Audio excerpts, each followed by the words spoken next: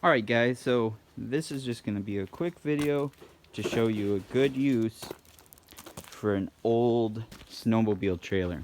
Okay, this is a 2 snowmobile trailer. I think the guy said the snowmobiles he had on it were like 600 or 800 pounds. He had 2 of them on it.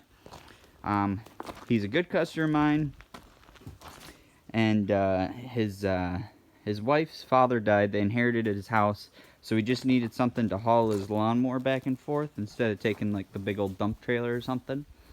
So we just kind of gave it some sides, reinforced it a little bit, replaced the old wood with some nice expanded metal, and gave it a little tailgate, put some latches on there. Really good job. Really pretty easy.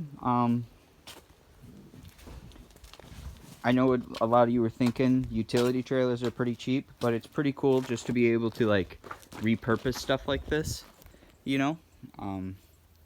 So that was cool. And he already had the trailer, or maybe he picked it up for like 50 bucks off Marketplace. I can't remember. There's a ton of them in my area, so you can pick them up pretty darn cheap.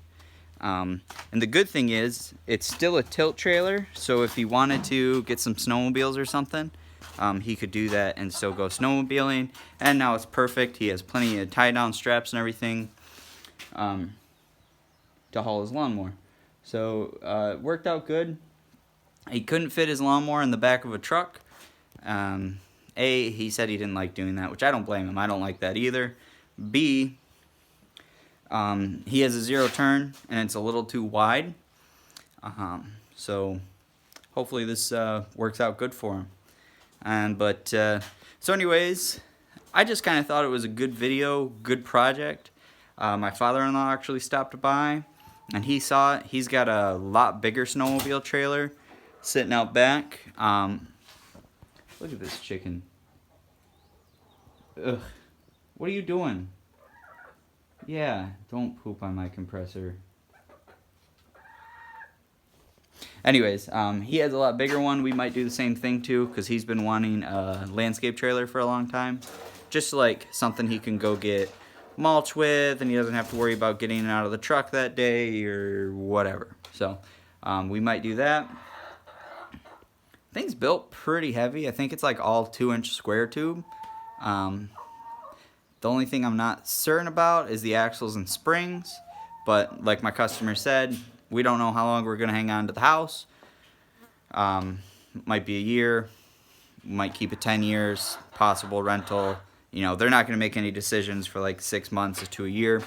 But he wants to be able to keep the place kept up. So I think all he has to do to it now is throw some lights on it. He may or may not paint it. I don't know. But just to give you, if you're thinking about doing this, you could probably try and do this and sell them if you're just getting started. Like I said, I can pick these up around here for like 50 to 100 bucks in usable shape.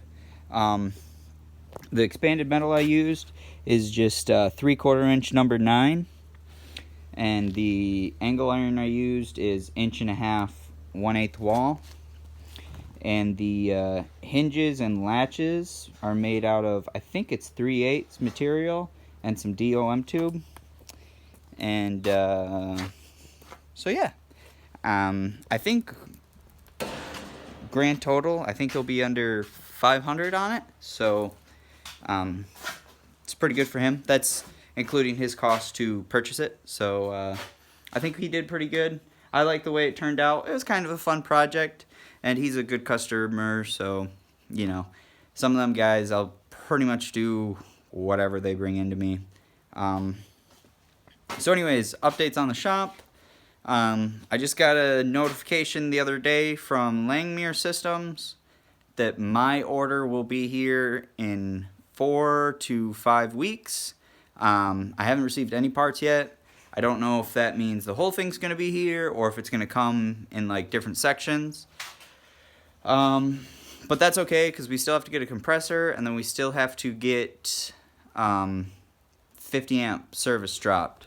What I do now is that blue extension cord runs off my engine drive, and that's what I run my welders off of. Like I said, most of what I do is still mobile. But I think this winter we're going to dial that back down a little bit. We're going to try and really get a CNC table running. And I'm thinking I'm going to put it in this corner, clear all that junk out, put a CNC table there. And then we want to clean up the shop too. When we got in, we kind of just like quickly insulated it and everything. So now we want to clean it up. We're thinking we're going to put like 1/4-inch drywall all the way around. And then I want to get some aluminum diamond plate to screw onto the walls.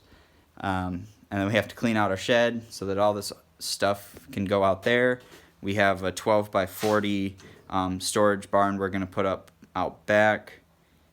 Just one of those like shelter lodge things with some barn steel over it. So anyways, yeah, that's pretty much where we stand. I think I'm going to go to Harbor Freight, pick up a couple of big toolboxes, which I was there last night. Man, just getting a couple toolboxes from Harbor Freight is going to be like almost $1,000. So I might cheap out and I might only get one of the medium-sized ones, fill it up with tools, see how well that does. Want everything on wheels. And then instead of buying the laptop stand for the CNC table, I think I'm just going to buy like another little one like that, but one of them that's only like the 2-drawer thing, and I can put one of the laptops in the drawer, because my wife and I are a little worried about like all the dust and stuff getting on things. So, but anyways, guys, so the CNC table will be coming. That will be pretty sweet. We're almost at 800 subscribers. We probably will be there by the end of the day, and I'll try to get back into videoing. This is done on my phone because my camera's dead, and it's Sunday and I have like a ton of work still left to do. That trailer's done. Guy picking up some ramps. I had another set get picked up yesterday from a guy all the way out in Colorado. That was kind of cool. But anyways, and then my truck goes into the shop for an alignment, and I still have to get all these parts put on it. And the truck goes in tomorrow. So we've got, or no, Tuesday. So we've got drag link, wheel bearings, and seals. So. And then I have another set of ramps also going out on Tuesday that I got to get cut and welded. And my MIG welder quit working. I'm not sure what it is.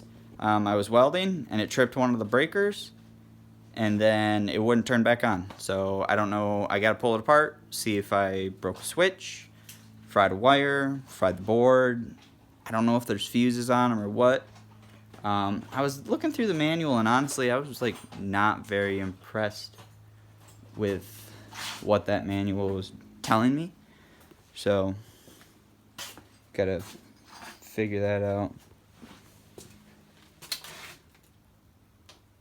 So anyways, guys, somewhere in here I have a chicken. They're starting to lay their eggs, and I have one chicken that really wants to be in here, so I really hope the chicken's not laying her eggs in here. But in fact, she is under my messy table right now. So anyways, guys, feels good to be posting again. Hope everyone's doing good. Subscribe to the channel. I'm going to do a full, when that table gets here, I will do a full assembly, go into depth, and then I'll do like how I'm gonna market it and all that kind of stuff. So anyways, guys, we'll see you on the next video. See ya.